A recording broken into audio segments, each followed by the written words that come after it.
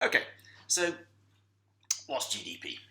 GDP stands for gross, which means kind of total, domestic, which means generated, produced inside the UK, product, which means output.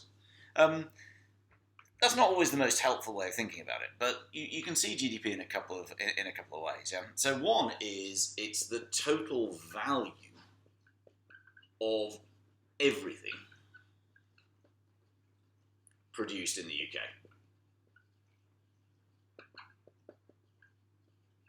So what's GDP? Dover Brooks is GDP. You pay fees to come here. Yeah, that's the value of UK output. Yeah, this coffee. Yeah, that's part of GDP. Yeah, or at least some of it is. Yeah, because we bought the instant coffee from Sainsbury's. Sainsbury's, makes money out of that. Yeah, this pen, is part of GDP. When I go and have my hair cut, that's GDP. So GDP is the value of everything that's produced, and of course, because firms get paid for that production, and then firms, businesses use that, use the money they've got to pay workers and suppliers and so on. We can also say it's not just the value of everything produced, it's the total value of incomes in the UK. So you can begin to see, or indeed in any other country, so it's the value of output, everything produced is the value of incomes, and you can see why therefore that's something that politicians, economists, historians, and so on, are interested in. And we'll talk in a minute about why that might be important. So, what generally people want to happen with GDP is generally we want it to go up, and that's your idea of economic growth. So economic growth is simply the percentage change in real GDP.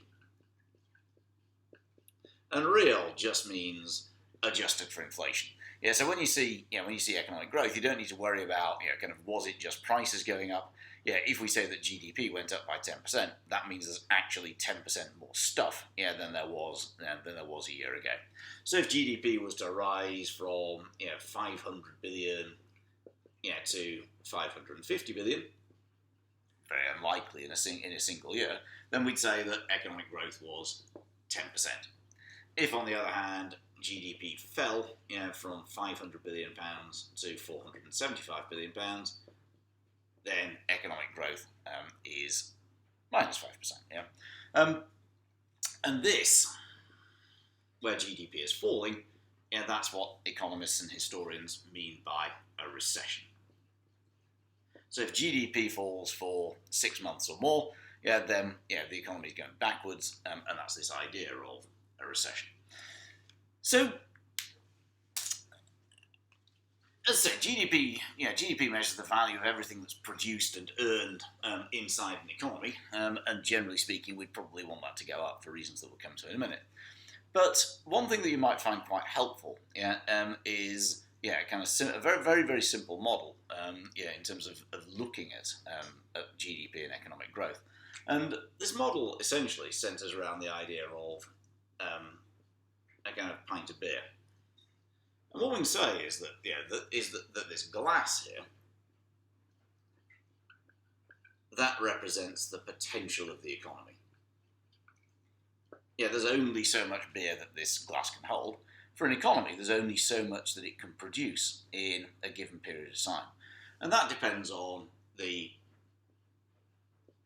quantity and the quality of things like your workforce, your businesses,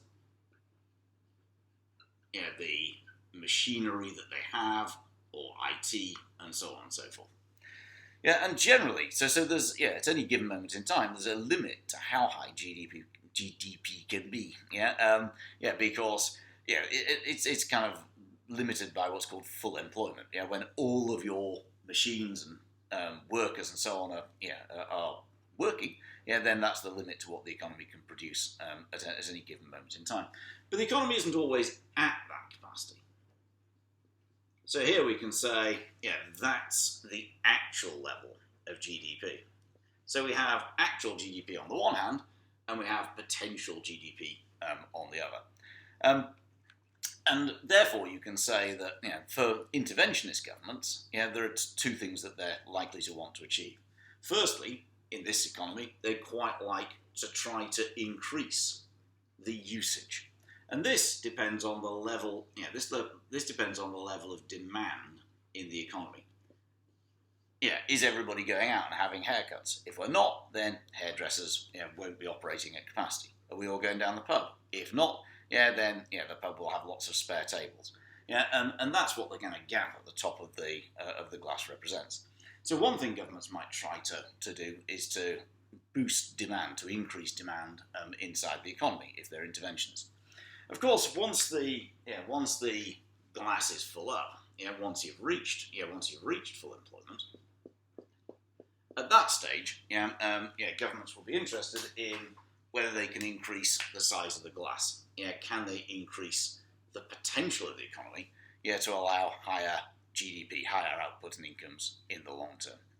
So hence, it's worth thinking about this idea that on the one hand, we've got the level of actual GDP in the economy, which generally is driven by how much we're spending, and then there's the kind of theoretical limit, that idea that there's only a certain size that the economy can get, before problems that we'll come into in a minute start to kick in.